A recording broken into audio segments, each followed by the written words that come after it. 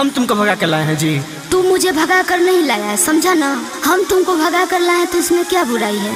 तारा संग है बानी हम पुलिस थाना का करी बानी तू जाना राजी तो जमाना का करी बाड़ा तू जाना राजी तो जमाना का करी बाड़ा तू जाना राजी तो जमाना का करी।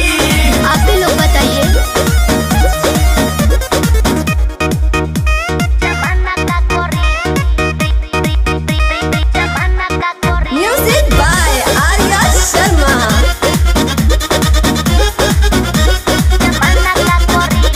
भागल जाई संगे रहे हमरे विचार हो तारा से ढेरे जानू करी तो से प्यार हो।